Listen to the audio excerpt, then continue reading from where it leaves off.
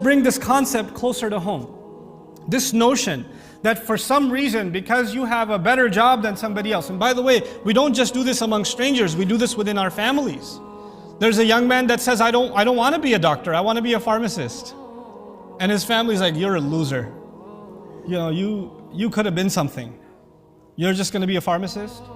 Yeah, it's better hours. I get to do other things that I meant to do with my life. I don't know if I want to spend another 5 years or 6 years continuing this education, etc., etc. So I've decided I want to be a pharmacist. Oh, worse yet, that's suicide for many parents. A son or daughter decides to become a nurse. Inna lillahi wa inna ilayhi raji'un. This is why you studied biology, to become a nurse? You know? Even worse, some of these young people decide they're going to study history, and then their parents are yelling at them, what job are you going to get studying history? Well, I love history and I think it's important to learn, and I think I'm going to teach afterwards. You want to be a teacher? Get a real job. A teacher? People who can't teach. You know? At least go to law school and become a lawyer or something. Why can't you get a real job? Even within our families, we make certain lines of work, certain contributions. We make them feel diminished.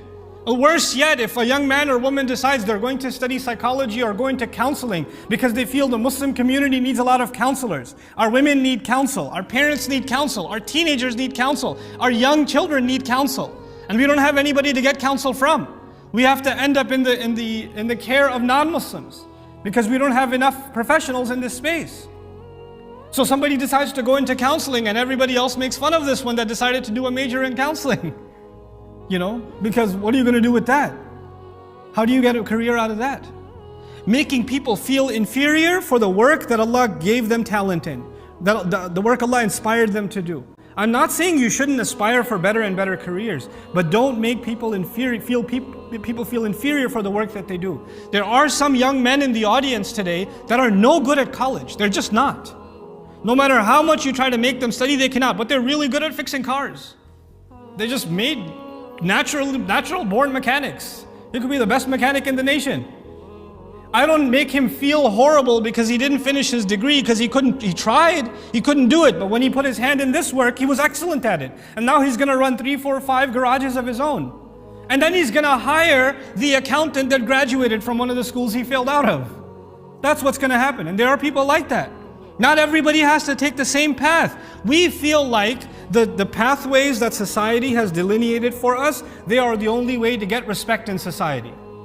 If you get a degree from a college, then you get respect. If you have a job at an office, then you get respect. If you do this, and this, then you get respect. But if you're a farmer, you get no respect. If you're a taxi driver, you get no respect. If you're a mechanic, you get no respect. If you work at a store, you get no respect. Who decided this? Did Allah and His Messenger give us this standard? There's a reason we stand in one row. We don't check what your job is first. We don't check how much you make first before you stand in a row in salah. Inna akramakum indallahi atqakum. The most noble among you are the ones that are closest to Allah, the ones that are most cautious of Allah. And